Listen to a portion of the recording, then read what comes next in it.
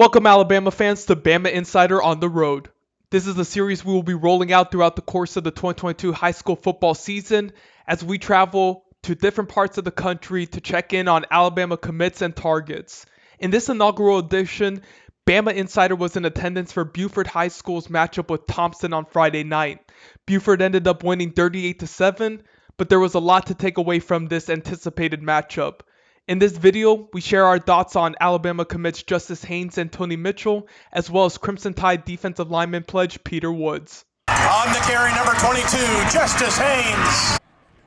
Alabama running back commit Justice Haynes admittedly had a slow start to his game against Thompson High School on Friday night. Thompson did an excellent job of meeting him at the line of scrimmage and preventing any big plays from coming about his carries. In the second quarter, Haynes was able to get things going with a big run of 40-plus yards. On that play, he showed off excellent vision going left, shedding a would-be tackler and using his speed to get past multiple Thompson defenders. Just looking at his overall game, Haynes shows off incredible vision overall. You can tell that he's the son of a former NFL running back, just the way he approaches the game, the way he's able to follow his lead blocks. Haynes is just kind of the prototypical running back and has everything that you're looking for. Has put on a lot of muscle during the offseason, has improved his strength compared to where he was at in his junior season. And that definitely showcased at times against Thompson High School. You look at the play that was arguably the most important play of the game, and it came in the fourth quarter after Thompson scored a touchdown to cut the Buford lead from 17-0 to 17-7. Haynes was able to rip off a 96-yard kickoff return. In that play, he shed a tackle. He used his vision to go left into the middle of the field, and then once again used that speed to get that extra burst past a couple of Thompson players and scored a touchdown that made it 24-7. Buford never looked back from there, and it was really led by Haynes. Haynes would go on to have another touchdown in which he was able to avoid Alabama Crimson Tide commitment Tony Mitchell for a tackle and then go 20-plus yards to the end zone. Overall, we came away really impressed by Haynes and what he was able to showcase. We're looking forward to seeing him as a pass catcher this season, as he only had a couple of receptions on Friday night. Overall, though, Haynes brings a lot to the table from the running back perspective, and it's going to be a nice 1-2 punch with Alabama running back commit Richard Young. Both of them are top 3 running backs in the class of 2023, and the Crimson Tide are excited to welcome them on campus next year.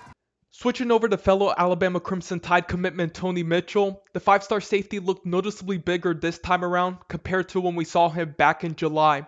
According to one Thompson High School staff member, Mitchell currently sits at 205 pounds. The staff member even joked with me that he looks like a linebacker out there in the secondary. That's definitely something that's an appealing part about Mitchell's game, as he's an imposing presence as a defensive back. In terms of what we saw from him on Friday, we saw him mostly at cornerback, though we did not get to see him at safety, which is the position that he's expected to play at the next level. We saw him take turns on each side of the field, moving back and forth, left to right, depending on the matchups that Buford was presenting them. And overall, Mitchell excelled. The main thing that we took away from Mitchell's performance is how he held up against KJ Bolden, the number 3 junior on the On3 consensus.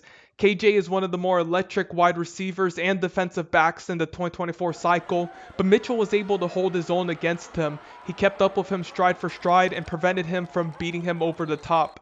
What really impressed us the most about this is in those matchups against Bolden, Mitchell didn't have any safety help over the top. It was essentially him on an island with him, and he was able to take on that challenge. We did see a couple of miscues by Mitchell, including a missed tackle on Justice Haynes that led to a touchdown for Buford, as well as a pass that sailed over his outstretched arms.